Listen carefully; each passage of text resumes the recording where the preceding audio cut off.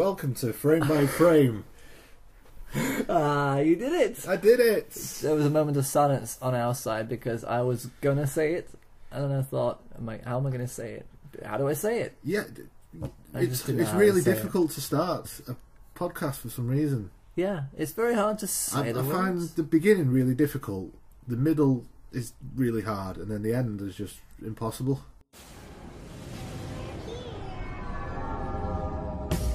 You talking to me? Did you have a brain tumor for breakfast? Then who the hell else are you talking? You talking to me? I'm funny how? I mean, funny like a clown. I'm Peter Venkman. We all go a little mad sometimes. Man that doesn't spend time in the stand can never be a real man. Damn! Hot. I'm kind of a big deal. The first rule of my club is do not talk about my club. Yeah, baby!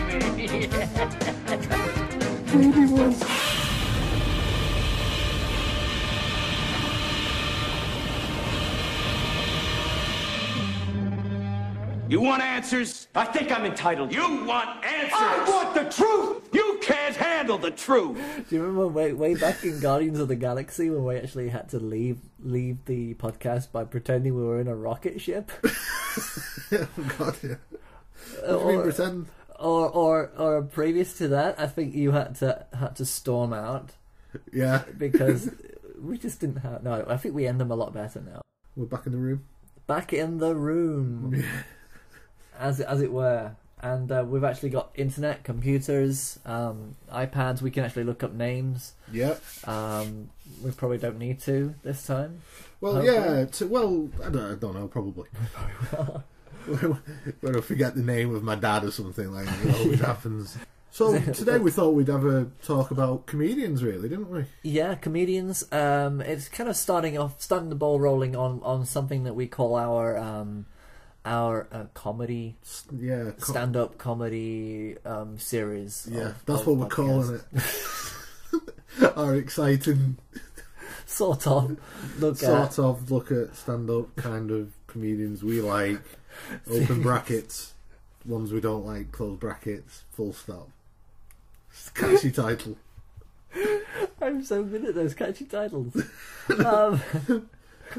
Makes me wonder why this hasn't caught on quicker. Oh, I'm amazed that this podcast is actually called Frame by Frame. I mean, it could have been called the podcast about films that we might like and some things we don't like, and those films that we really think that you should watch. Should be stuff by stuff. Yeah. But yeah, we want to be able to explore, and plus, Andy and I have been talking about this idea that we're going to write our own set. Yeah, we're going to try our hand at a little bit of stand-up. But in the fourth part of this podcast series... Of the stand-up. Then we're actually going to be looking for a venue to perform. Yes. In front of real people. Yes. Did you not know that we were going to do that? I did know we were going to do that. I'm still scared. You're still scared? Yeah. Because there are open mic nights everywhere in Manchester, and there are some that call for comedy, and some that call for something that might be comedy. The thing I'm more nervous about is mine would not be for the audience. No, it wouldn't be for anybody at all, living or dead. No, it wouldn't be like set up joke. It'd be stories. Yeah, and I'm scared we'll get up at a comedy club somewhere and there's a hen do going on. And I will die. I will do it because I said we're going to do it, and I think did we say we're going to try and get a charity? For charity. We'll try and get some sort of charity involved and see if we can get some support from our certain corners of the world. Well, we certainly don't get it off our friends on Facebook, that's for sure. Well, maybe this will be the turn, because I do know a couple of people who might support us and show a bit of support, because we're trying something that's on their turf.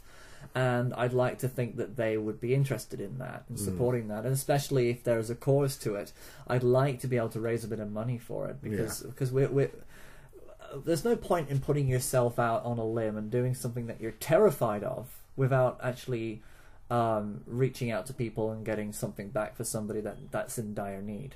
Yeah. So we're still yet to identify that cause, but so I thought we'd have a little discussion about stand-ups. Stand-ups, and for this one we thought we'd focus on the British. Yeah, British stand-up scene. Yeah, stand-up scene. It's funny what you said about being standing there doing stand-up and there's a hen do, because that's kind of all you hear on when you listen to Mark Maron's podcast. It's the one thing that most comedians seem to fear the most. Yeah, is having that kind of a crowd, because you know there's something scary about a group of women who were drinking a lot, who aren't really there to see your show. No, and the more inebriated they'll get, the less inhibitions they'll have, and the less they'll worry about having a good go at you. Which is not fine. I think I could deal with a heckler, but not a bunch of women hecklers, because women scare me. I'm scared of two things: snakes and women. I'm scared of three things: snakes, women, and snake women. I would have had not. This is material, isn't it? Medusa would have just. I would have lost it. Floored me. Yeah, I would have turned to stone before she even looked at me. I like a challenge. I'd take her out for dinner. See, with Medusa, if you bent her over, you're fine. Or if the snake's looking at you, would that make you? Because the snakes are quite long, so it might be intimidating. Yeah, I just wanted to tell you, Medusa, that my penis isn't quite as big as a snake's in your head. Is that okay? I don't know. I don't want to have anything snapping at my balls other than... Yeah, other than what? What do you like snapping at your balls? It's a sentence I wish I never started. Yeah. Yeah. Do you like things snapping at your balls? Do you get clothes plagues and just pretend they're small crocodiles? Oh, this is not going to look well on me. It's not going to look good at all. Yeah, so we're doing this. British comedians. And is that the Evan timer? Back to comedy, yeah. So one of my favourite comedians, Stewart Lee, he left. He did some TV work, obviously. He left you? He left me, bastard. He was a stand-up comedian and then he stopped doing. Yeah, because he, like I say, he was always doing stand-up, but he had his TV work. He did Fist of Fun with Richard Herring, and then he did This Morning with Richard Not Judy. Fists of Fun? Not like that. It was like just like sketches, like and Fist of Fury, kind of play on words. Yeah. Okay, got you. But This Morning with Richard Not Judy was amazing. It was on, like, I think 1 o'clock in the afternoon on the Sunday, and the stuff they got away with was incredible.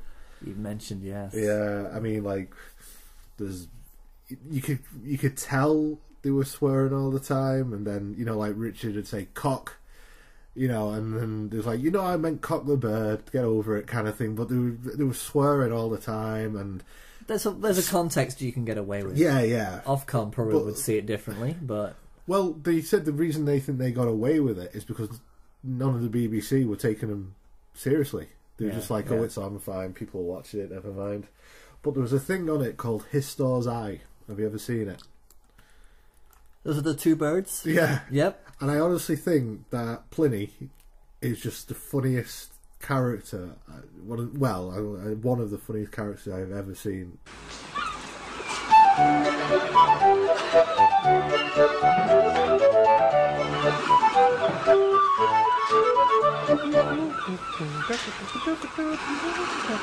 Oh, hello, children. It's me, Histor, Sky TV's one-eyed magic pirate history crow. And welcome to Histor's Eye! All hands on deck! What are you doing down there, Pliny? You told me to put my hands on the deck, Histor. Get up here, you nautical bird! Bird, he said bird. All hands Oh, hens on deck on the egg. He said egg. is a sailor term Turn like a bird, the turn. calling Call like a bird, call, wing like a wing bird. everyone Agree hen. to action. Egg hen, egg, he said egg. And in any case, Hen, cage. you don't have any hands. Hens. You're a bird. Bird like a bird, it's still a good joke. Anyway, what's the news? Well, me hearty pirate crow, Crow, he said crow. you may have seen on the grown-up news Grown up egg was that many people many eggs. are calling for the drug cannabis. Egg, canard is French for duck. to be made legal. Eagle like an eagle, but what is canard beak, Histor? To find the answer to egg, that, sir. we must go all the way back Back like a bird's back. to 1967. 67. Egg. Come with me now, Egg Pliny. with me now. As the crow flies. As the egg eggs.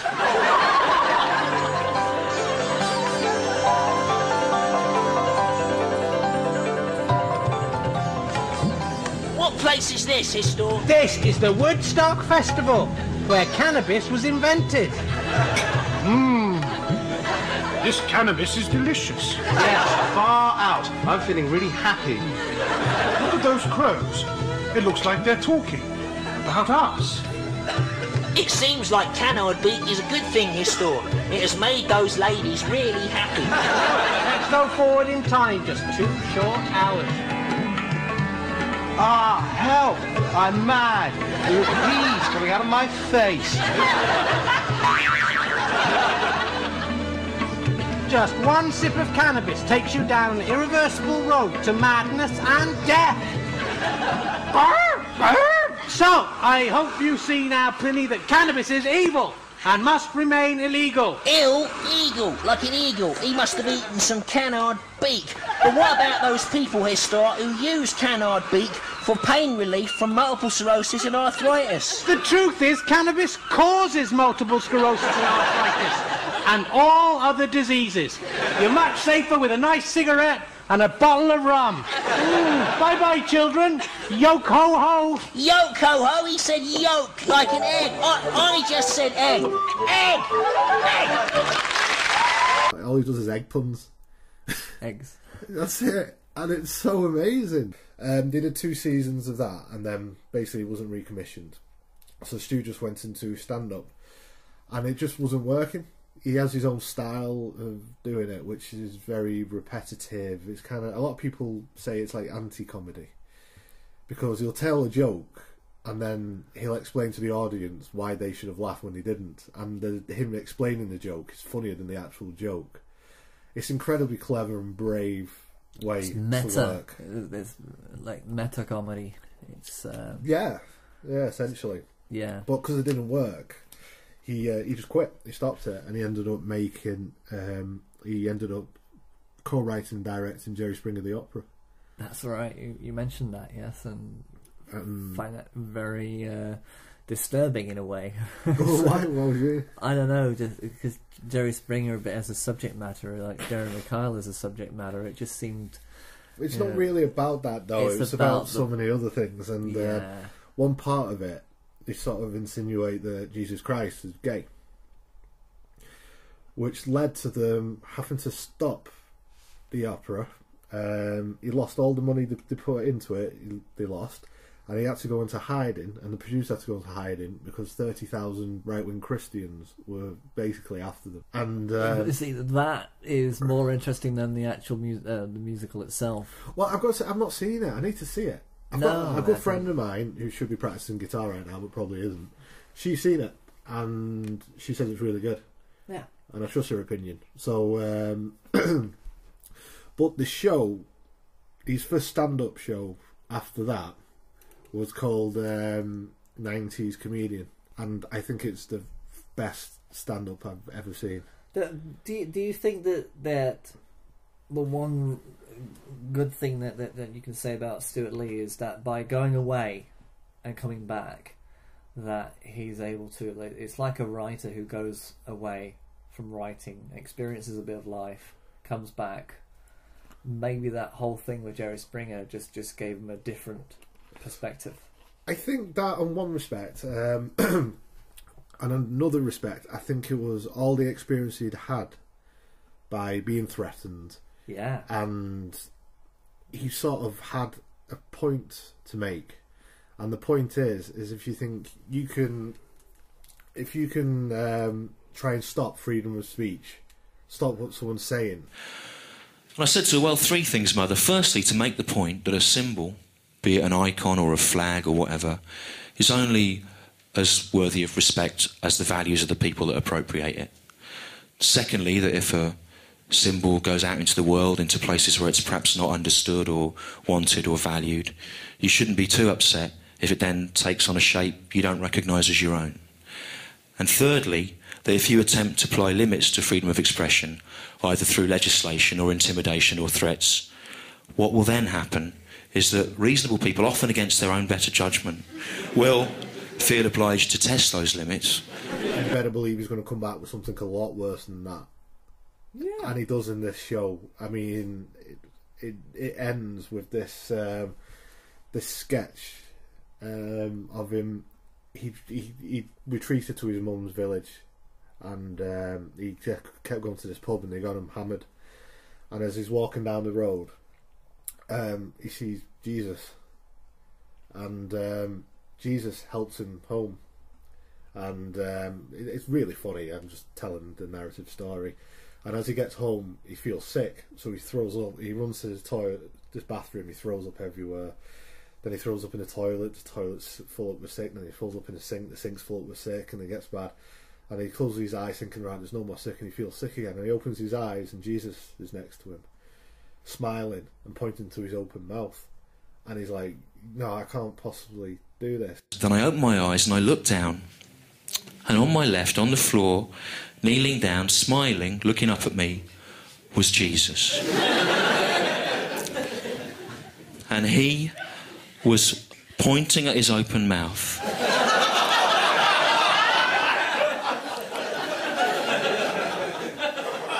As if what he wanted was for me to vomit into the open mouth of Christ. And I looked down and I thought, this can't be right. But he was pointing and laughing and smiling and encouraging me. And then I remembered he did have some history of sacrifice. So against my better judgment, at his apparent insistence, I did it. I vomited into the open mouth of Christ until the mouth of Christ was overflowing with my sick. And then he closes his eyes and he feels like he's going to be sick again. So he opens his eyes again, and Jesus is crouched down, doing a sort of handstand and splaying open his anus. His sphincter relaxed. Yeah, so basically for him to throw up into the gaping anus of Christ is the way he puts it. And then, because he still feels like he needs another sick, he feels to be sick, he thinks, oh, you know, lads, when there's a bit of poo on the back of the bowl of the sink, of the toilet, and you think, oh, I'll hose that off with a pee. That's my cleaning done for the week. So he then pees into the anus of Christ, so all the sick foams out, and then throws up in it again for one final time. It's about as shocking imagery as you're going to get, isn't it? Yeah, and I think... Can you kind of see his point? Because he has a point then that his mum walks in and sees it, and the gag is his mum goes, she looks at the sick in the toilet, she looks at the sick in the sink, she looks at the Jesus Christ, she looks at the sick on the floor, and then she turns to him and says, have you been sick? You know, that's kind of the gag, but you can sort of see that he'd had this experience where everyone's telling him what you can or cannot say, and basically trying to take him. They tried to take him to court for blasphemy. Mm-hmm. So he's sort of come back. He's retaliated with this, you know, and it's a beautiful thing. And I'm only telling the narrative because I could not. Oh yeah, totally. I understand. I could not do all the gags that Stu does in it. Literally, it is just gags. Yeah, it is. Yeah. I mean, the first time I saw it, I couldn't breathe. I was laughing that hard, mostly because I couldn't believe what he was saying, and it was getting worse. Once he'd been sick in his ass the first time, saying that's it, but to then pee it down and then do it again, you just couldn't believe it, you know. And I think he's possibly the bravest comedian out there. I think. Yeah, and he's stuck to his guns. Yeah. And I was listening to Mark Maron interview. Oh, yeah, you know that comedian. Yes, genius, clever, wordplay. His name escapes me, but he mentioned what comedians do you like from Britain, like, and he said, "Oh, Stewart Lee." And Mark Maron said he's changed my life. That guy. Stewart Lee changed Mark Maron's life because he stuck to his guns. He didn't pander to anybody. Maybe that, yeah. Then that's kind of, yeah. Using that, I mean, that how horrific that story sounds. That the actual intent behind it is quite harmless. By saying that freedom of speech, it's like is null. Yeah. You know, I do this as kind of like as a service to you all in order to get it through your heads. Almost, maybe he is. There's a lot of double meaning there. He is doing the sacrifice that he thought Jesus would do for him. Yeah, and that is his he does sacrifice. this really good That's gag in it, where he's like saying that Jesus is saying, so Jesus is like helping him home, and he said, "Look, I want to apologise. You know, people have been bad to you, Stu. My representatives on earth have been bad, but you might remember that 2,000 years ago there was another man who rised against the establishment, and maybe you're the rightful owner of his crown." And then he's like saying, "I'm not saying I'm Jesus. That's ridiculous. That's for you to think about when you get home." But it's a good parallel to make, because Christ was against the establishment, and what Stu was doing was against the establishment. He was doing basically what Christ would have done. So it's a nice little yeah, and I think that it's, if you separate the actual offensiveness from the actual intent and the actual code that's behind it, there is a code and a function. There is a design behind it. It's actually very, very clever. He's an incredibly clever man.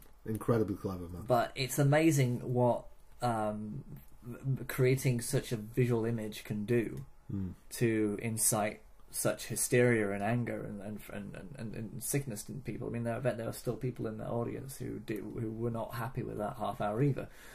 Well, it was great because it was filmed in Cardiff, I think, and you could tell half the audience struggled, just like looking at him. But he seemed to prefer that, because what he's got now, he's built a following, and people have come to see him. He's playing bigger venues. He said he sort of had to adapt his character of he's a bit pissed off because he's famous, and he panders to. He's like doing stand up to like half of the audience, because the other half have just been brought by friends. So he's saying, "I'm going to say this, but you're not going to understand that. But when your friend laughs, you can laugh." And it's just an amazing way where he can sort of insult his audience with it being just incredibly funny and brilliant, and he is breaking grounds, and that's, you know, I've only kind of touched upon him. Sounds very wrong. Come across him. No, you know what? I keep on having this problem where I sound like I am doing horrific things to these famous people. You don't want to come over all Bernard Manning. Oh, that'd be awful. You introduced him to me probably not even half a year ago, maybe, and I'm just kind of just working into his routines, and he does remind me a lot of Bill Hicks, in the way that he's able to just not worry about how he's doing the material and how he's actually putting the material across. He's willing to just lie down on the ground and just carry on. Sort of. Where Bill Hicks... He doesn't need to rely so much on the audience to kind of guide his material. He's already decided what he's going to say. Yeah. Where Hicks, what you saw on stage was Bill Hicks. Yeah. What you see on stage with Stewart Lee is Stewart Lee the character. Still the character. Not the person he is. Got you. Okay, so he's more built into that. Yeah, where you saw... This is what Mark Maron said about him, which she thought was amazing, where if the audience aren't laughing, it's their fault for not being clever enough to keep up with what he's saying. Yeah. As opposed to they're not laughing because I'm rubbish. Got you. And that is, I think, an amazing way to be able to deal with that. How does that apply to us doing stand-up? It doesn't. How do we crack that egg? I mean, that's. But I think that's the thing. You've got to hurt. You've got to really get the bruises. It's like you can't just go and play rugby. You got to earn those injuries first. Well, that's it. We'll do. There's plenty of people out there who probably just go, "I'm going to try stand up and try it," and They might get a few laughs, they might not, but it's you got to take the knocks to really be good at anything. Yeah, and I think that's it takes years to kind of get there, and you can see there's a lot of young comedians these days that the beauty is that comedians tend to learn their craft by watching other comedians. That to me is a fundamental truth. They look on each other to kind of figure out how did they do that, and there seems to be a lot of engineering involved nowadays as to how they actually come across to the audience, how they work their material, and it's not easy. It's still not easy though. I mean, that you've got that young lad with the spiky hair. What's his name? Jack Whitehall. There you go. Right. And he still seems so young, and yet, I just find it amazing that he actually has the chops to do it. Russell Howard as well. I think both of them. I mean, they're still young, and they're still kind of like trying to find their feet. I find, but I'm waiting for them to break and to become something different. I'm waiting for them to become something different. Like I've seen a lot of Jack Whitehall's stand up, and I'm not sure it's entirely written by him. I think he has a team of writers that help him. Oh, you see, that disappoints me even more. But that being said, I've seen him. Have you ever watched 8 out of 10 Cats Does Countdown? He was on that, and he was incredibly quick. Right, he's got it. He's got it, yeah. But maybe that's the one thing that I've noticed that these days. I mean, let's go back to the beginning. Before Stewart Lee. Fucking hell. When you get up on stage, do you stand up? You go, right? Do you remember? Do you know what? It'll be me doing lists of one things.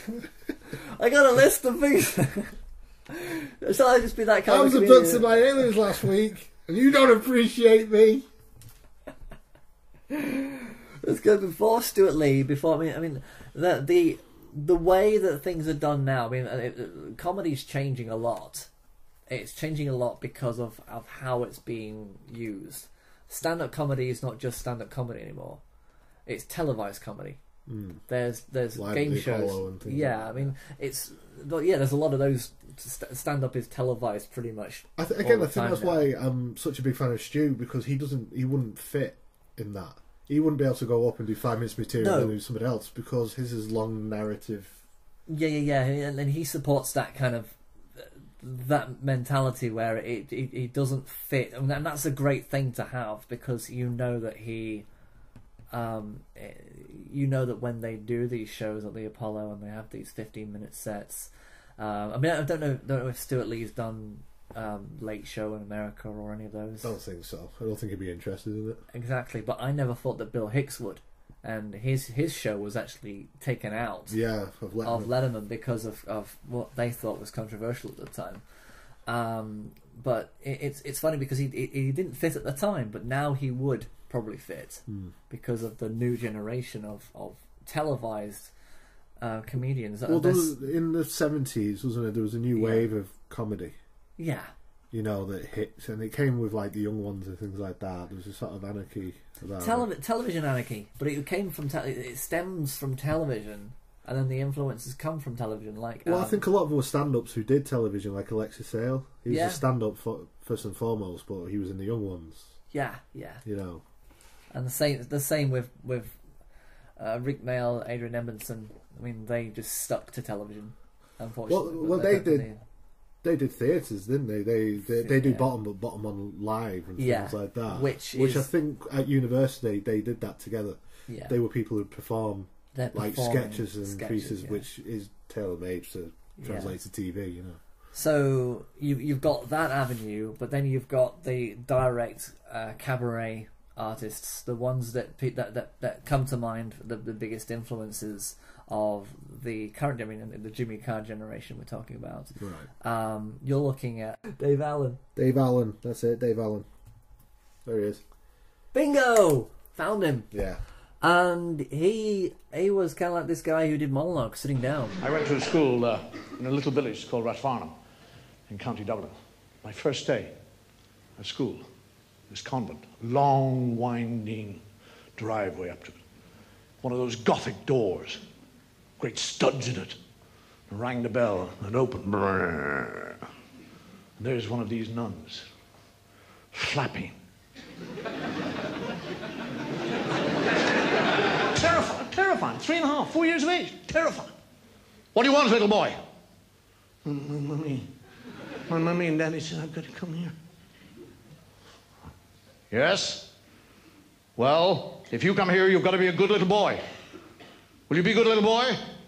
And I could see past her. And there's a fellow nailed to a cross.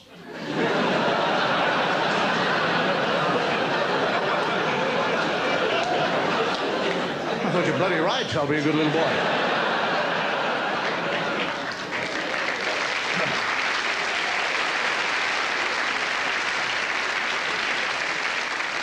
First question they ask, what do you know about God? I don't know anything about God. Who? God! Who's God? God? You do not know who God is? Sister? Sister, we have an atheist here. Let me tell you, little boy. God is, God was, and God always will be. What? What he is. What is that? He is the Father, he is the Son, he is the Holy Ghost. He is 3 in 1. Do you understand? I'm 4 years of age, why wouldn't I? The greatest theological question in the world, 3 people in 1, and I'm naturally, yeah. Where is he? He is here. Well, I can't see him. That doesn't mean because you can't see him that he's not here. It doesn't? He's in the cupboard. He's not in the cupboard. God doesn't go into cupboards. He's under the stairs. He's not under the stairs. He's here with us now. He's upstairs, he's downstairs, he's outside, he's inside, he's everywhere. I think he's a big fellow. Why can't I see it?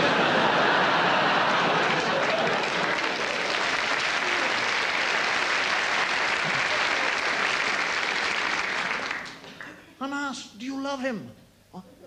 Do you love him? I don't know. I've never seen him. God loves you. Thank you. And he wants your love. Thank you. But if you do not give him your love, he will cast you into everlasting flame. What? He will cast you into everlasting flame. Have you ever burnt yourself? I burnt myself on the candle. What was it like? Very sad, sore. Can you imagine that pain all over your body? That's what will happen to you if you do not love God. What do you think of that? I love him. I love him. Then I asked, who was the fellow on the cross? Jesus. Who's Jesus? He's the Son of God. I've told you. Father, the Son, and Holy Ghost. He's the Son of God. Oh.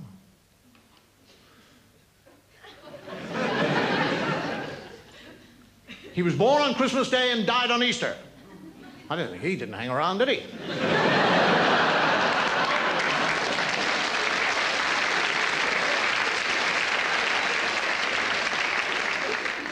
What happened to him? He died because of you. Christ died on the cross because of your sins. When was this? It was 2,000 years ago. They can't blame me. I'm only 4, for Christ's sake. I didn't do nothing. Did he have a daddy? Of course he had a daddy. I've told you he had a daddy. God was his daddy. Did he have a mummy? Yes, he had a mummy. Mary was his mummy. So God was married to Mary. No, God was not married to Mary. Mary was married to Joseph.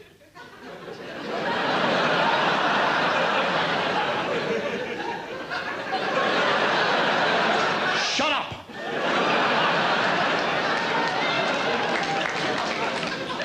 Yeah. And he was, I think he was on Irish television first and foremost, and then he was more popular in the 70s. But yeah, a lot of people attribute to their influences from him.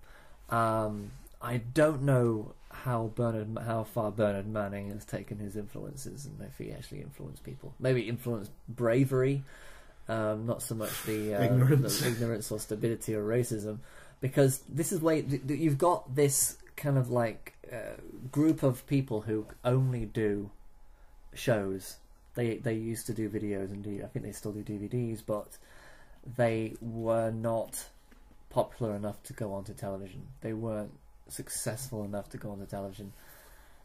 There's people that like Burner Man and Roy Chubby Brown. You don't want them to go onto TV. Roy Chubby Brown, but he did a thing film. Is, oh gosh, was it the big rocket riding and straddling a rocket or something? I think it was set in Blackpool because there's this awful bit where this woman's got like a big cast on her leg. Yes, she's in a wheelchair. And yeah, she's like, "Oh, Mr. Brown, will you sign that?" So he signs it. He goes, "You know what? Everyone says he's such a nasty guy, but he's really nice." And he comes back and goes, "Oh, by the way, you got a nasty crack at the top of your legs," and then walks off. And I don't find shit like that funny. Yeah, it isn't funny. And I've seen that clip as well. And I was. He came to Manchester a couple of months ago, and I was thinking about getting the. This was before Friend by Friend. I wanted to get Over and Out back out again, right. and I thought, well, how about interviewing comedians? You know, that hasn't been done. So I thought, yeah, let's do that. And Roy Chubby Brown, I thought, well, wouldn't it be interesting to interview him and find out if I can actually, because I can't stand. I find him detestable. I find him creepy, but there are people that I know who would go and watch his show and find him hilarious. Yeah, well, me too. A lot of my family would probably enjoy it. And but it's not clever. It's not built on anything but the fact that he's just being vile and crass. And that's the fine line between the two things. There is a fine line. There's one thing I laughed at Chubby Brown. One thing he did, and he was sat at a piano. And he said, I'm going to play a song for you now. It's from the musical Oliver. And he said, and it was all quiet. He goes, now the beautiful music of Oliver. He sits at the piano and he goes, "Fuck off, you greedy bastard." And I thought, it subverted what I thought he was going to do. So I thought that was quite funny. But the rest of it was just vile, awful, sexist, racist shit. Yeah. And people, but there's a mechanic. There's a mechanic. The mechanics of his show is that he can just drop all these different words and it makes people laugh. And that fundamentally, there are people out there who that is just enough. I mean, I sometimes when I'm at work,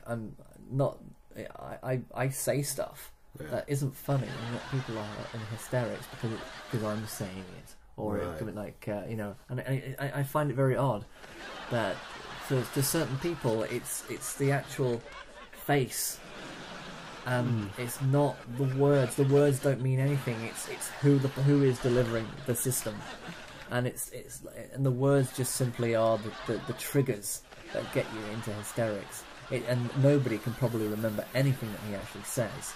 They just know that they were laughing and they found it hysterical. Yeah, and. There's no message. You know, we talked about bad films. Yeah. And you need to have a lot of people to enjoy it. Yes. You can imagine one person sitting in front of the TV watching a DVD of him in hysterics. But if you're with all your mates getting pissed, watching someone be vile on stage, you can imagine getting caught up in it and finding it funny.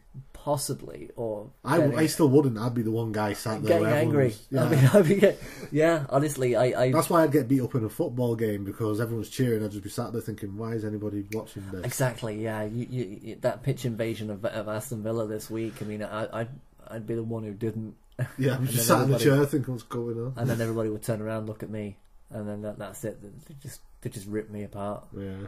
And that's the kind of thing. That's why we don't go to those venues. That's why we have that. It is a standard. There is a ladder of grade of different comedians. And I don't know if this is me being ignorant, but football hooligans and Roy Chubby Brown fans are the same people to me.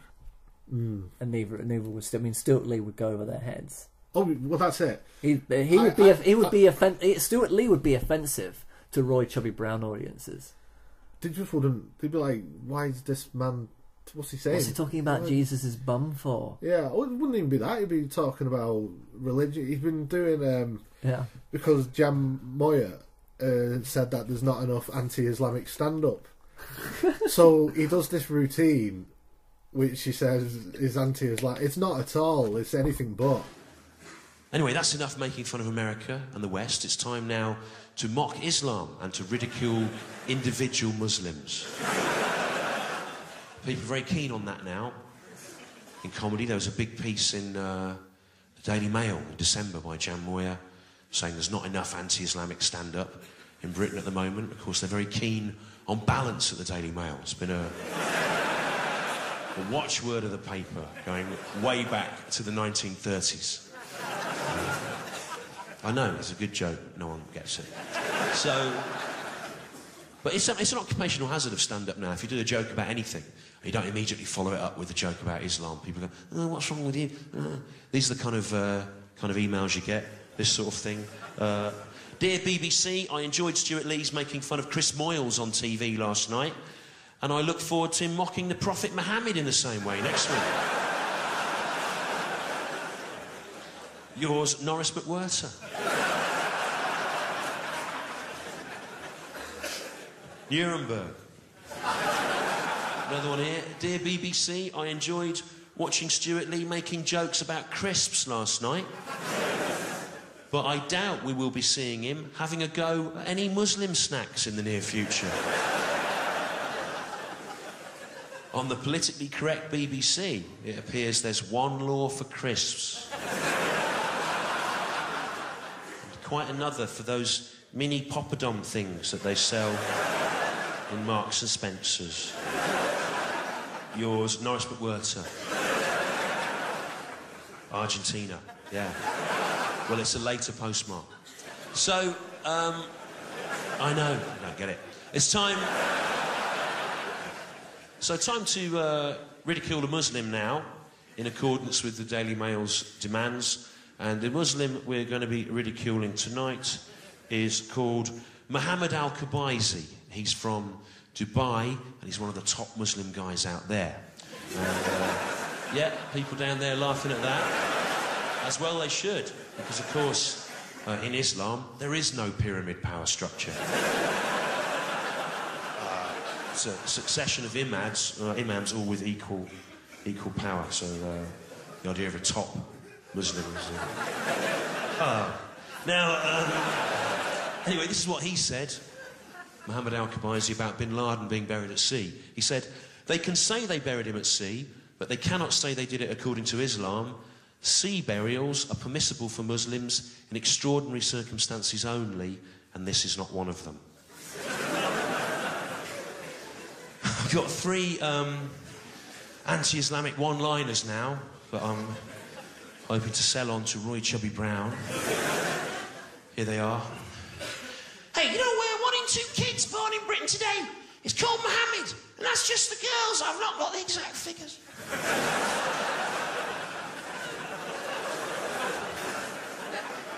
Do you know 1 in 2 Islamic hate preachers in Britain today has got hook for his hands and a bad I've done no research?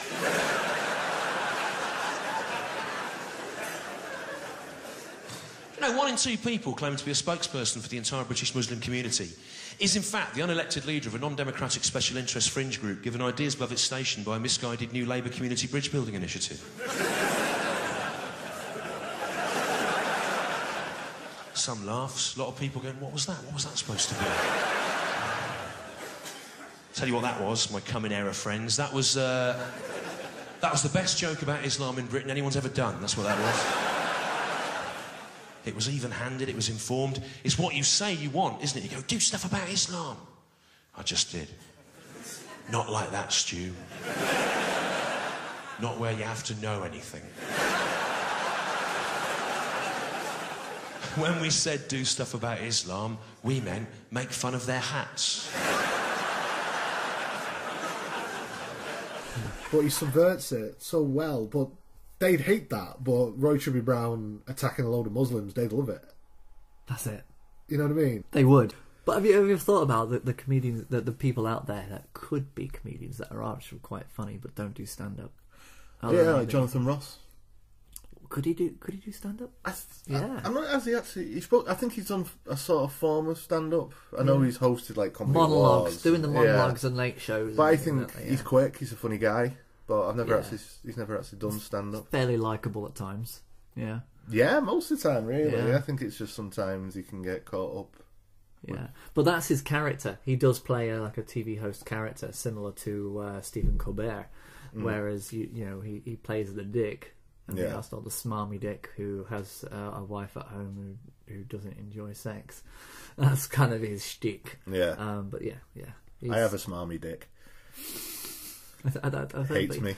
I don't think you quite got my sentence. I know. I actually got it. I subverted it. You didn't get that. Subverted it. I understand you subverted it now. Let's move on. So what are we talking about? What were we talking about? We were talking about stand-up. We were talking about British stand-up. And how we don't get Roy Chubby Brown. Right, yeah, that's right. And Now, we don't have another stand-up I did get, and I don't anymore, is Lee Evans. Yeah, I think he's one of those people who comes on the scene fresh. You've never seen anything quite like him before, but then you realise that it gets old. Yeah, and I think a lot of the time his delivery is a lot better than his material. Because first of all, I'm nervous, and I hate being packed in a plane. You're kind of like, you're in a tube, you're smelling other people's farts. It's like kind of sat in like a battery hen, like you're eating your dinner off the bloke in front's head because he's come back. I'm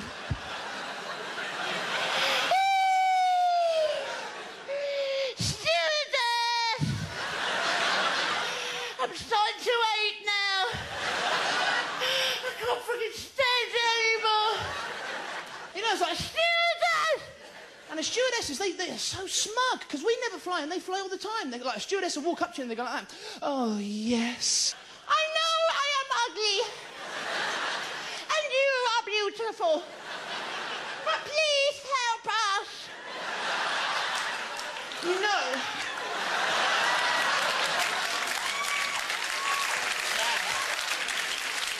The way he's doing it and how kinetic he is funny, but a lot of stuff he's saying isn't really that funny. Kind of like Joe Pasquale. Yeah.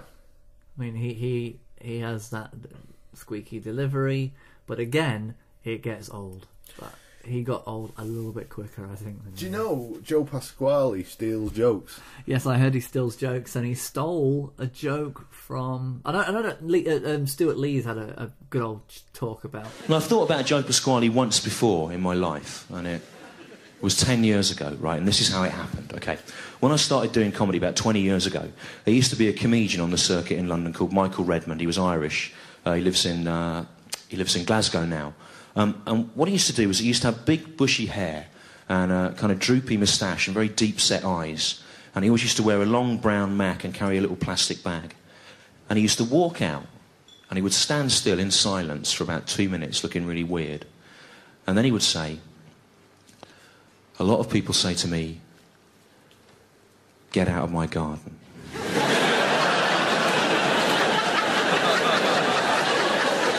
Now, as far as I'm concerned, that is the greatest opening line ever. And not just to a comedy set, to anything. I don't think there's a book or a play or a film that couldn't be improved by having that as it... The book of Genesis would make a lot more sense if it just...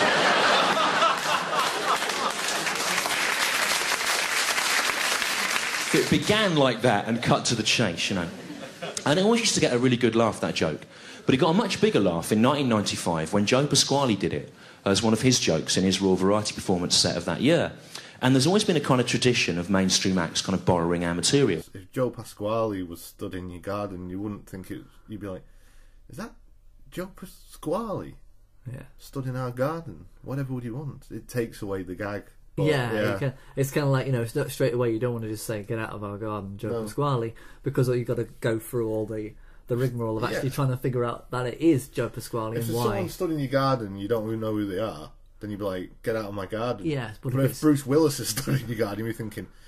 That would be interesting. Bruce Willis stood in our garden. But it's not just the fact that it's Bruce Willis, it's the fact that he's just standing and not doing anything. And is he like... You know, like the whole Leslie Nielsen gag in Police Squad, where they say the two couples say, "Let's go and have a little conversation in the Japanese garden." And you go out into this garden, and it's full of Japanese people standing in plant pots.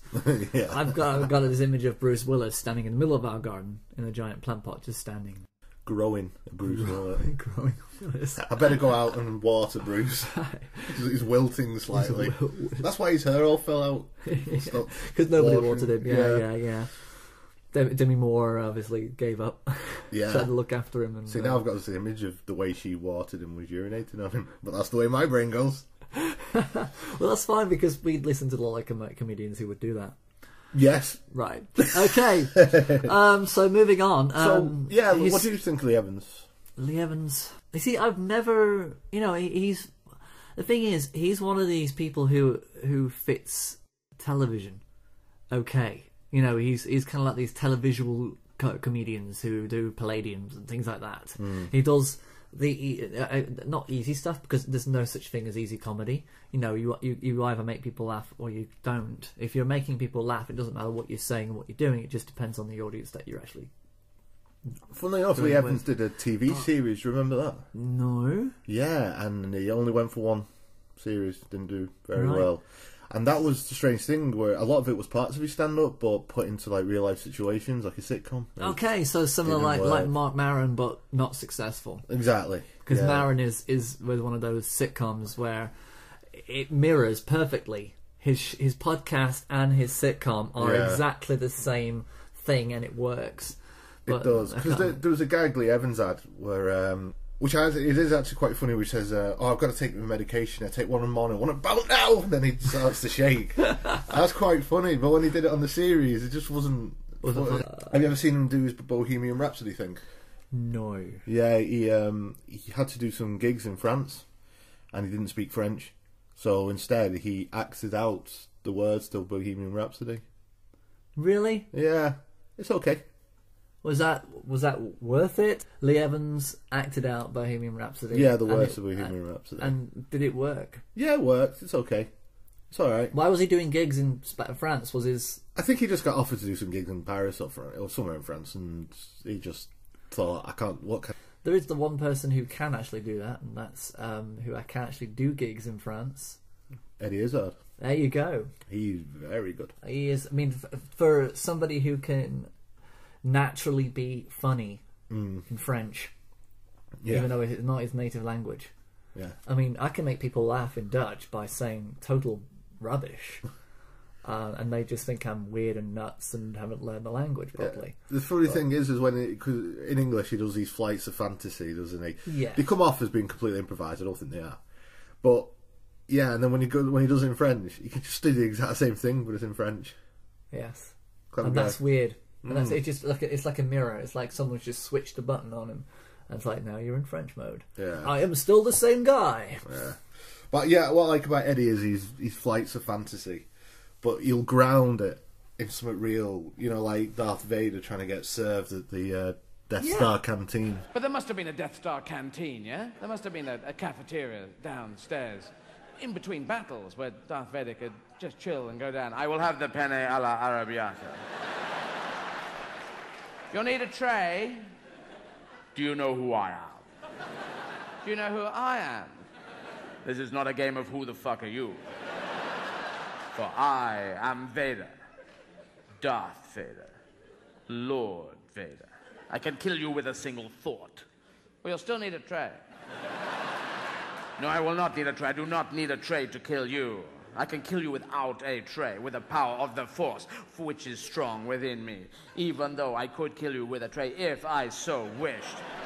For I would hack at your neck with the thin bit until the blood flowed across the canteen floor. No, the food is hot. You'll need a tray to put the food on.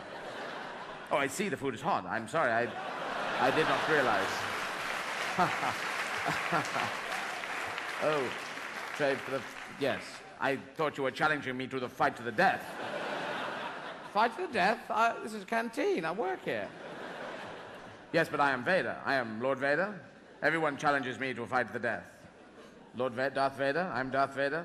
Sir Lord Vader. Sir Lord Darth Vader. Lord Vader of Cheam. Sir Lord Baron von Vaderham. The Death Star. I run the Death Star.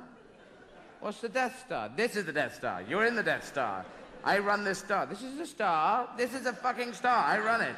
I'm your boss. You're Mr. Stevens.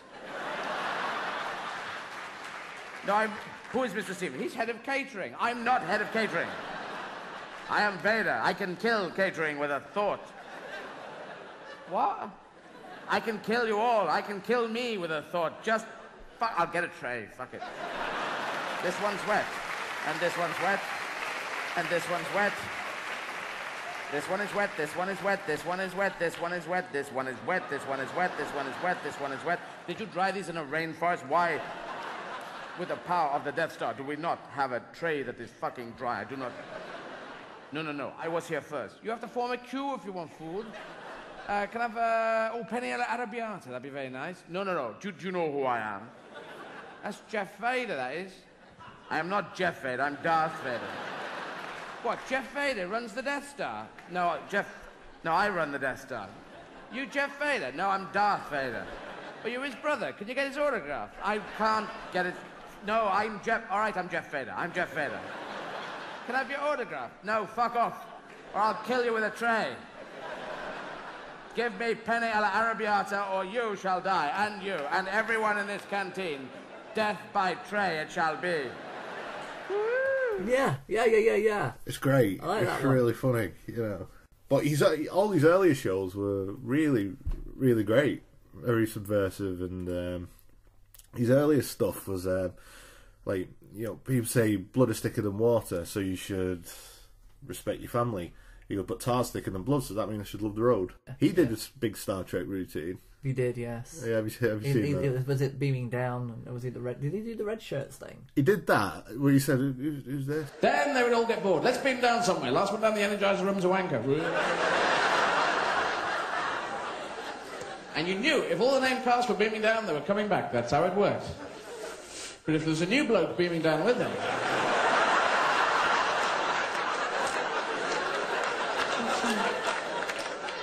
You got really worried about the new bloke, especially if he was wearing a red jumper.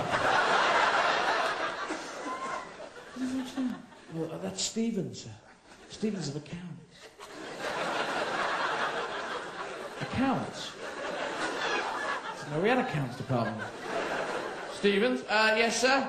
Yes, hello, I'm from accounts. I thought I'd just beam down on this landing party. Well, last time the figures were all a bit weird, you know? 400 packed lunches were eaten and there's only 2 of you beamed down.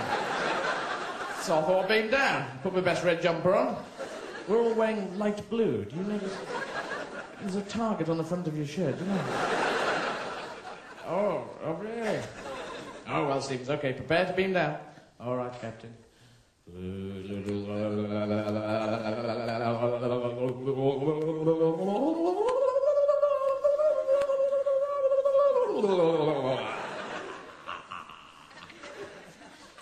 the rest of them just looking at it.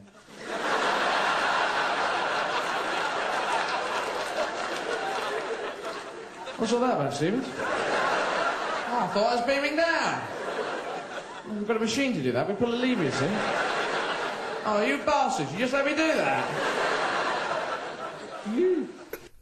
It's really great. Yeah. Oh, good old Eddie. So Eddie and Lee, they're kind of part of the same era. Yeah, but very different comic. Very different. Yeah.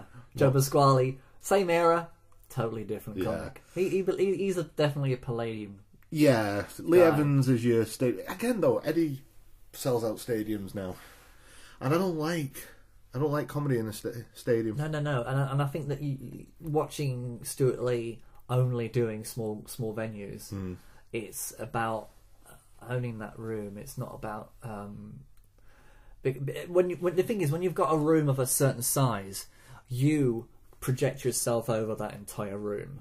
You're kind of you're like a teacher who's looking after a school group, and you've got to give everybody equal measure.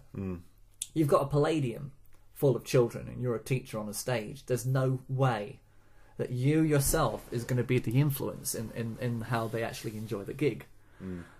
Past a certain point, everybody else is going to kind of start making their own jokes and doing their own thing and kind of having their side conversations. You're not going to hold the whole group, even though they are probably all laughing at what you're saying. They're still doing that. There's a degree that you do not know what it is that they're really laughing at the back. Yeah, and another thing, like when I watched Eddie at the MEN, I was sort of in the middle, and every time it was like you were hearing the echo coming from the back, so you didn't quite hear what he said. It all echoed around the room because the space is that huge, and it just didn't It didn't work. It was still funny, but I remember watching him when he was on at the Palace in Manchester and just being infinitely better. But then you've got other people who are great with big venues because they're using a different tool, music. Tim Minchin, because Tim Minchin... Bill Bailey. So, yeah, well, with Tim Minchin, he was only doing the smaller venues, and he said, do you fancy doing an arena tour? He said, if I do it, I'll do it proper. So that's why he did it with an orchestra. He said, because if people are going to pay a lot of money for a ticket, I wanted it to be a big event. It's got to be. It was amazing. It was really good. He's thinking ahead and thinking this arena it can't just hold me. It's got to there's got to be something for them to really look at. I mean, there's only so much you can actually see of a little person standing on a stage. Yeah. That you have to rely on big screens. Yeah, I went watching Tim Minchin on that tour. Did you? Yeah, it was really good. And the orchestra? Yeah, it really... Cause made a difference. Yeah, because Tim's early work, when he was first coming out, was really, really good. His spoken material on the orchestra tour, I didn't think was as strong. There was some really good bits about the Quran, and when people were trying to burn the copies of the Quran as a sort of statement against Islam. But that was more of a serious point. It wasn't funny, and that was really good. But his songs are just as great as ever. You know, his songs are really, really sort of good. He changed my life, that guy, Tim did. Tim Minchin, yeah. Struggling with religion a little bit, and he has this bit of stand-up about... Tony the Fish. Tony, that's it. There you go. Fucking Tony the Fish. Tony the Fish. Evolution, the theory of natural selection, you know. Not only is it, how would you say, right... I'm just practicing my timing for my American tour. Pause, right, and duck. Duck. I mean, not only is it good science, but it's also really thrilling, don't you think, this idea that an individual of a species can be born sort of mutated in a good way. And in the moment of that individual's birth, it holds within its genetic code the potential for its entire species to take a huge evolutionary leap forward. It's amazing. And I always think, what would life have been like being one of those individual mutant freaks? You know, what did the other kids think? Imagine being the first dude ever to have feet. I reckon that would be really tough. And also, what I wonder is, how did these individuals with their new bits, how did they figure out how to use them?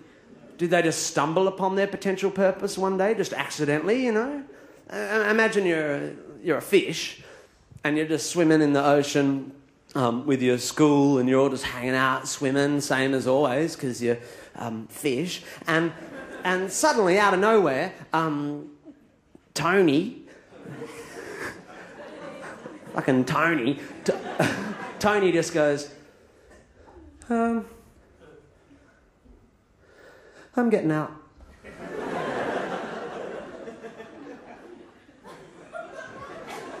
Yeah, I'm freezing. You're a fish, Tony. Yeah, well, I'm a cold fish. I just want to pop out for a bit, you know, maybe lie on my towel. I'll bring you an ice cream. Yeah, don't bother, Tony. You're a freak. Come on, school, let's go. Let's ostracize him for being different. Yeah, let's ostracize him. Tony's a freak. Let's ostracize him for being different. No, don't ostracize me. I'm just a little bit different. Oh, bugger you then. I'll show you guys.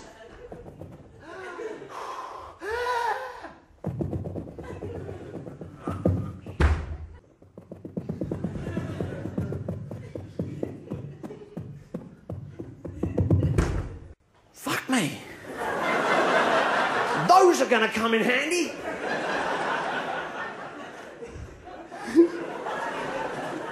And imagine what Tony would think, standing there on his brand new feet, on the brink of the beginnings of mankind as we know it.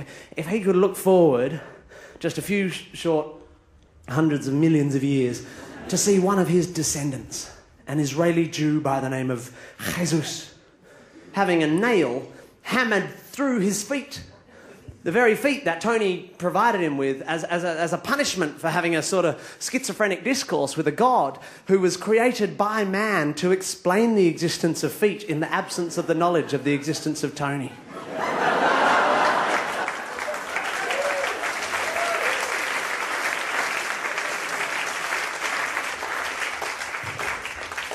I think that would blow his little fishy mind. And his songs are great, aren't they? He's quick. He's very quick, yeah. Deep, and he's I think he's able to say a lot and it sounds light because it's singing, because he sings them out. But there's a lot of kind of like hurt and pain in some of them as well that you think, oh my god, but that's really funny. But oh my god, what is he actually talking about here?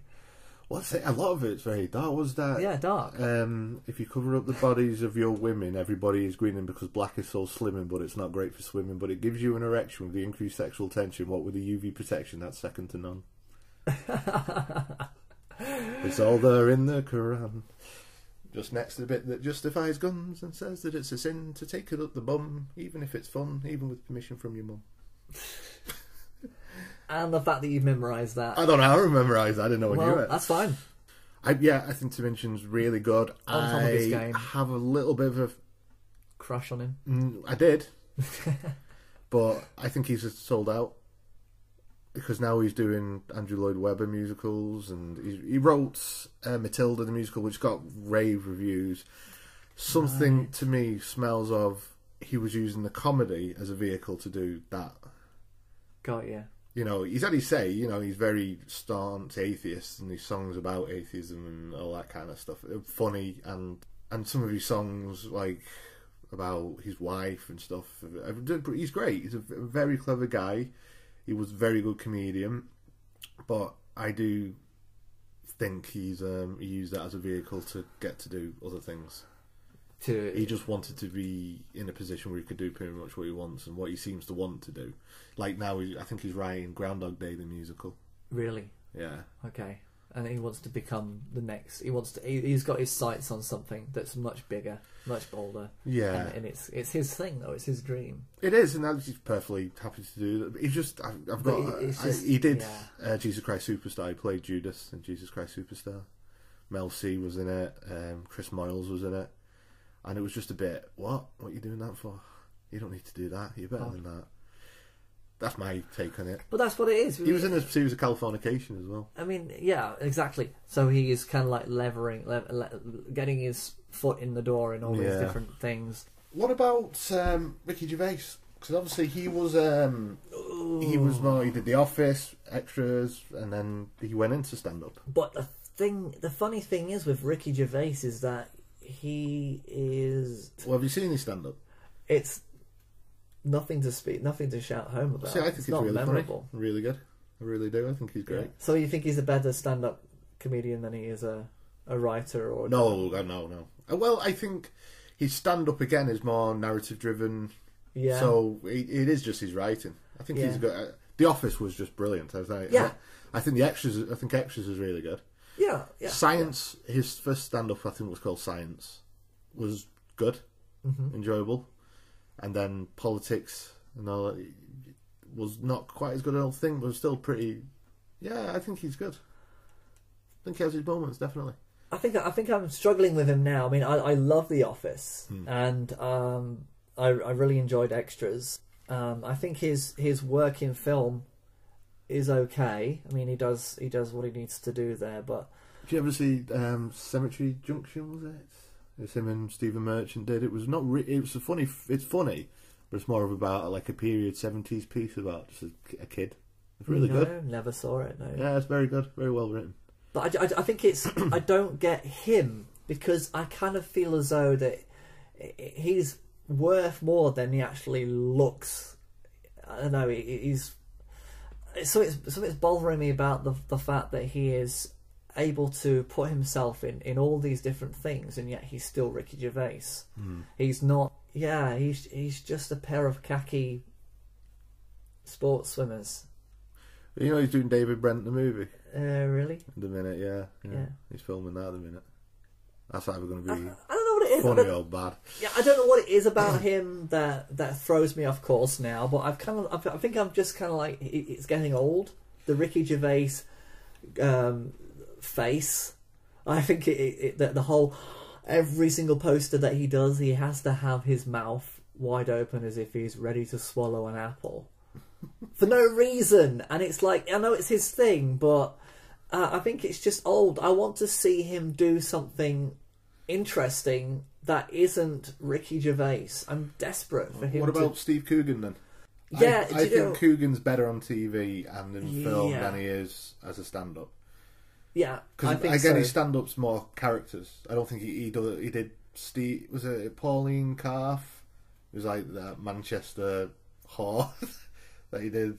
It's kind of funny, but not really. Yeah. I got a video of him, and he did all these different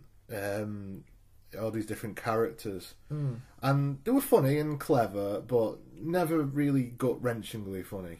Apart from he had John Thompson on with him. And John Thompson did this Bernard something. He was this like reformed racist. Got you. She's like, 2 nuns go into a bar. They're over 21. There's nothing wrong with that. It was that kind of. Got you. And it was really self-correcting. Yeah, you know what I mean. Yeah. 2 men in the back of a car, ladies and gentlemen, having sex, ladies and gentlemen. I think it's a lovely thing. You know, it was like that. It was really, I liked it. It was really good. And he's kind of palling up a lot now with that other guy, Rob Brydon. Oh, yeah. He's doing a lot of things with Rob Brydon, and I think that's more interesting to me. They're really good. When they're together, they're more interesting than I think Steve Cougan is on his own, to me. I think they Well, I think it's good he has someone to feed off. Yeah. But Alan Partridge is a perfect character. Yeah. He's amazing. And even the film he did you watch Alpha Papa?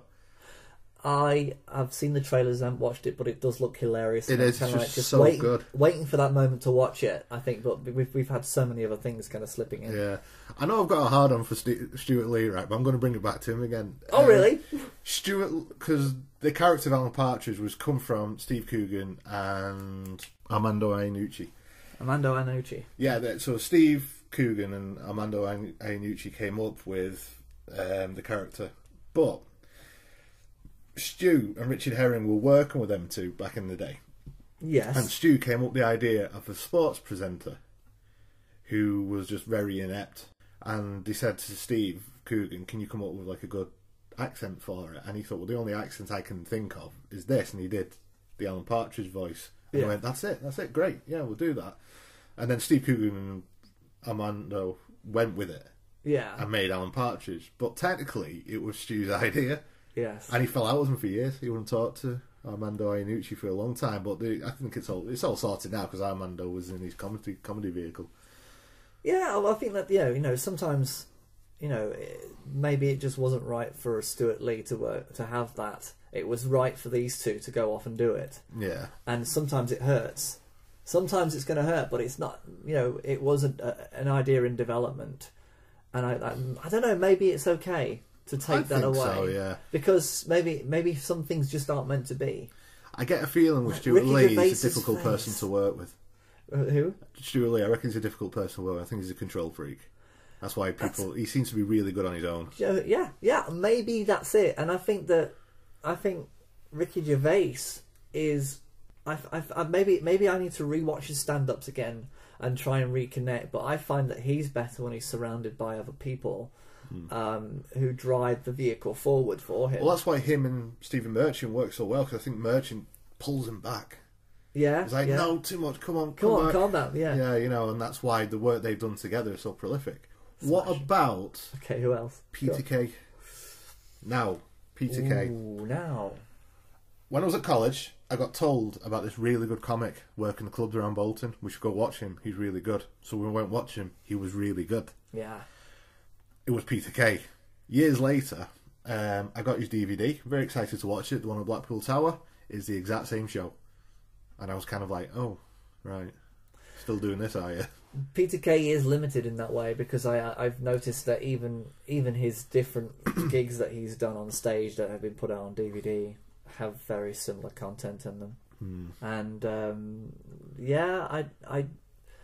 he's just another one of those people who points out things that are relevant to you in your life. This is how people do it. Isn't that funny? It's just referencing other people's lives. It is like Michael McIntyre does that. Michael McIntyre drowns that with his own semen, and it's just he masturbates over everything that he does. Yeah, as Stewart Lee said about Michael McIntyre, drip feeding you his warm diarrhea. Is that okay? Well, I went for the front, he went for the back. Yeah, that's okay. As long as there's a sphincter involved, we're okay. Yeah, as long as there's some sort of valve that has the release and catch. We'll talk about valves, you and your steak and kidney pie. But yeah, I mean, BDK, it was funny for a moment. And he was. then Phoenix Nights that he did, though, is really good. I really like that. Again, it's these little characters that they're able to bring to life and do something with. But again, it kind of, you don't want to do it too long, or you don't really revisit it as well. It's not. Well, that's exactly it. They call it the Fawlty Towers thing, don't they? Because Fawlty Towers only did 2 series, and then that was it. And that's the model that most British TV seems to go by now. Again, though, it's the sort of comedy that a group of friends would go to watch and have a good time while having a drink. Yeah, exactly. It's the kind of thing where a hen night would be welcome. Yeah, and they would probably behave because there's no thinking involved. It's just, you know what? That's so true. Yeah, I have a front door. Hilarious. I do too. You know, but like, my oven timer's going off. Mine is too. Yeah. Yeah. Like Mrs. Herring Dawes, she likes Lee Evans because she likes comedy that she doesn't have to think about. Yes. But I'm the opposite. I want to think about it. True.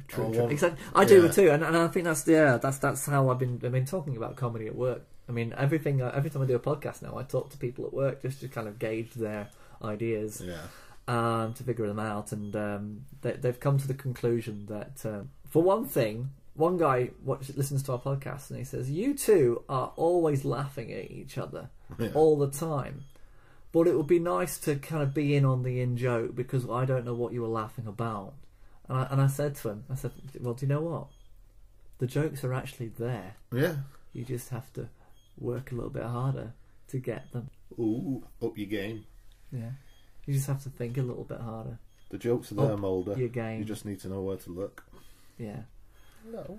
So I threw a bit of Stewart Lee and because honestly, there's nothing that we are saying that is cryptic or a personal joke that's between you and me that hasn't actually been divulged in any podcast. Your face just cracks me up. Oh, cheers, mate. It's like a Picasso painting, isn't it? Whoa, there he does it again. He's got an eye on his chin.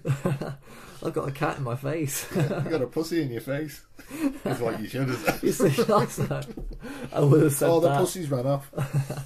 Well, black pussy. Anyway, so British comedy is all over. I mean, we haven't spoken about Billy Connolly. Well, I was going to bring Billy Connolly up because Billy Connolly has that rare gift. No matter how many people are in the audience, it's like he's only talking to you. Yes. Oh my God, yeah. I actually didn't really think about that until now. Yeah, and there's not many comedians that do that. Yeah. Stu doesn't do that. Eddie Izzard doesn't do that. Dylan Moran does that. The Irish comedian who's in Black Books. Oh. He's a fantastic comedian. He did a show called Monster, and it's just a masterclass in how to be a comedian. A lot of it depends on how you are poisoning yourself. The best thing really is wine, I think, because it's quite slow release and imaginative, and and you can eat and things and talk to people, and then after a while somebody will say, I know let's go potholing in Croatia. And you'll think, fine, I know a guy who can give us a lift. Me. It's not like that with beer. I think beer is actually made probably by food companies, just to make people stalk the streets at 1 a.m. going, what's that? Is it moving? Get it. It's a nun. Fry her. And vodka is very, very deceptive because they market this to children now, 3-year-olds. And it's very evil because it's a very deceptive drink. You drink it and you think, what is this? This is pointless. You can't taste it, you can't smell it. Why did we waste our money on this bloody... Why are we on a tropic island? What? And whiskey is, you know, people drink a lot of that in Ireland. It's a very hard drink. It's very, it turns you into two people, you know. One of you is very nice, who go up to total strangers and say, come in, sit down, for God's sake, have something. Have my bed. And then you go up to people you've known and loved all your life and say, get the fuck out of my house. Go, get out, and leave a tip.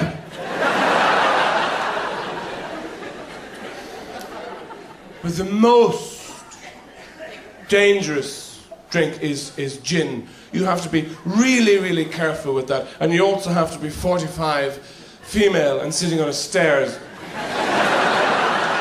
Because gin isn't really a drink, it's more of a mascara thinner, you know? Nobody likes my shoes!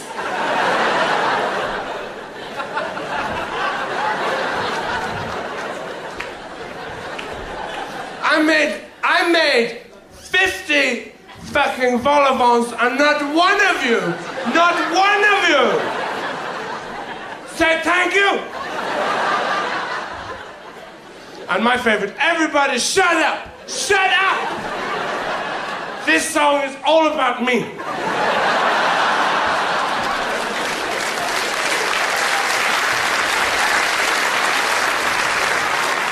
Really funny guy. Because I listened to that piece about from the Irish comedian. You know, we said about the origins of the influences. Yeah. I cannot remember. It was Dave Allen. Dave Allen. Yeah. Do you know what? There's so many names, and it's almost as if every single one is an anagram of Dave Allen. It's like all the letters are sort of, like makes up Steve Cougan. Alan Davies. Yeah, so Dave Allen, and I did listen, have a good old listen to that. And, it is actually quite relevant and up to speed with what we talk about now. Yeah, and you can see why he's such an influence on comedy to this day. But there's other comedians like Ted Chipperton that no one's really heard of. No. And that's cited as one of the reasons that Stu got into comedy. Got ya. Because I think he went watching a band and Ted Chipperton got up and he was just saying... He didn't care whether the crowd was enjoying it or not. Yeah. He was just saying things that weren't really funny, but to have that kind of guts behind him, to just get up and say, I don't care if you want to find this funny or not. And yet Stewart Lee does that as a part of his routine. Yeah. He uses the audience as a part of their jokes, and whether they don't get something is a part of that. And I mean, to be able to actually work that into your material. Yeah. He'll split the room and say, right, the people on the right were laughing at that, but the people at the left, why is that? So we'll go over to the left-hand people and explain the joke to them, tell them why they should be funny. And but that's kind of good because, you kind of feel as though you're on a masterclass for comedy with him all the way. And it's like you're learning, and it's school fees. I love that. Yeah. It's great. Well, he's cited as the comedian's comedian. Yeah, yeah. In fact, on his first post there, Ricky Gervais actually said about him, he's the most cliche-free comedian working today. And that's what, when he was going back into stand-up after he left, he used that to put on his poster so people had to come watching him. Because it's Ricky Gervais, yeah. Yeah, because, he's huge. That's funny. Yeah. That's funny. It wasn't Stewart Lee the 41st best comedian ever. I just love it that they can just talk about things that bother me, and I think that when I start working on my routine, I'm going to work on those things that mean something to me and that bother me, and I think that's kind of my angle. Yeah, absolutely. Looking forward to that. We just sort of mentioned Billy Connolly, right? And like I said, Billy Connolly has that gift where you do feel he's just talking straight at you. Yeah, you feel as though he's the only comedian out there who actually... And I've seen quite a lot of his stand-up. Yeah. I can't think of a routine. True. Now, I think the reason for that is he very rarely, especially anymore anyway, writes anything down. He'll just go out and talk about what happened that day. And because he's Billy Connolly and he can do that, it's funny. Yeah, exactly. And I think that I'm exactly...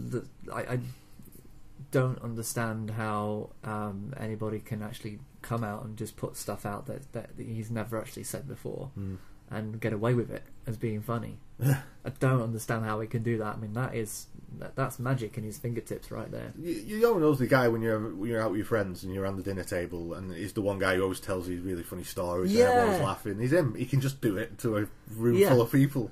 And you know what? What a talent. I thought I could do that. And I'm trying to do that at work every day, and we're not allowed to talk at work, but I do. Not allowed to talk at work. We're not. We just got to. Communist Russia. It is communist. Yeah, literally. Because I'm in my 50s now, and doctors become obsessively interested in your prostate as soon as you turn 50. Your prostate lives up there. It's part of this, but it lives up the back there. And it's a round thing, kind of like a donut, and his job is to check that it hasn't become a bagel yet. Right. And there are two ways in. One is a camera through the hole in your willy. Fuck that.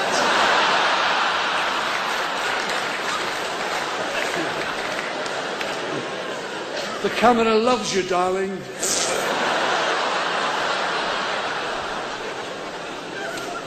So what the fuck are you looking for up there? Oceanfront property? The other way is up the bum with a KY jelly and a finger, which is not my idea of a good time, but much easier than a camera crew crawling up your dick.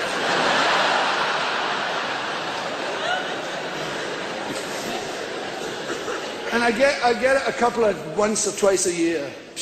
And my doctor usually goes like that, and he fiddles about. Feels fine, Bill, that's okay, you're in good shape, thanks a lot. Bang, and we go home. At first it was awful, now it's fair enough. But I got now I send him flowers. Can't wait to see you again.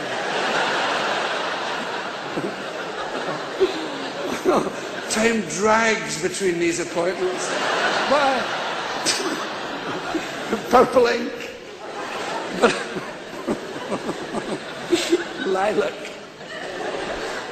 Like your eyes.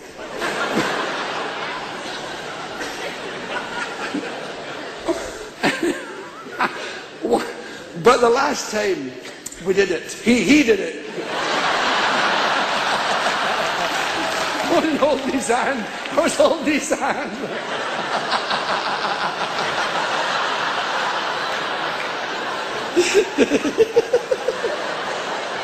Oh, that's great. Anyhow, it was. I was very ill. I'd been in Mexico on holiday, and I got very sick. I got some weird thing, and I had one of those virus thing, you know, one of those fevers that people usually get in movies, kind of bad movies. With the wet hair, you know. Get the colours off, I'm fucking roasted. More colours, I'm fucking freezing. Jesus, nightmare. And when you breathe, you go,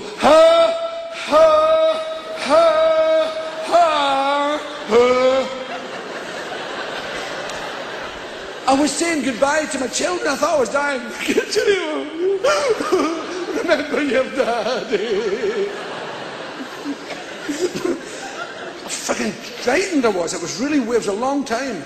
And I went to him and he had a finger up the bum again. Prostate, Bill, is the last line of defence. Let's have a look. He said, look, I'm not satisfied about this. I want you to go and see this man here. Sent me to a proctologist, your actual bum guy, who's not interested in any other bit of your body. He's a bum guy. Can you imagine doing that every morning, getting up and going in? Anyway. So now he was a very nice guy, and he said, just get over here. There's this piece of equipment he's got. It's really weird. There's footprints on the floor like that. Now women find this pathetic because they go through all that therapy shit, you know, their whole life. But men, it's the second half we get this gear. So the footprint, and he's got a thing like a draftsman's drawing board. And with grooves that you put your arms in like this.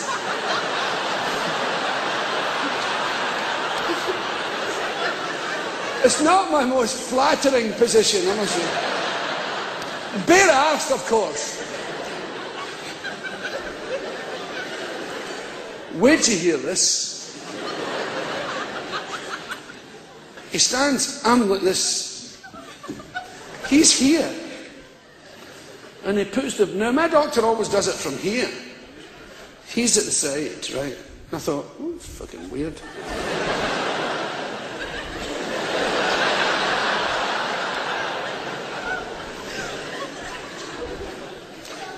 Finger up the bottom. Oh, for fuck's sake. But he's messing around in there.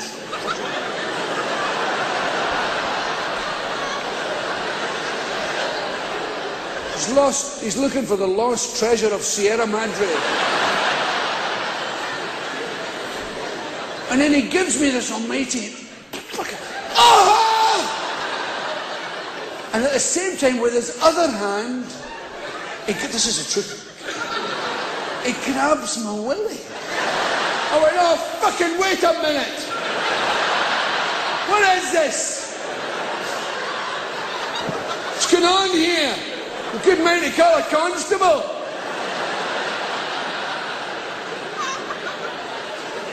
Grabs my willy. He treats me like I'm fucking moo. He's fucking... And he's got a piece of glass. And this stuff goes... Oh no! Fuck! Help! Help! There's stuff coming out my willy. Onto the... Help! Help!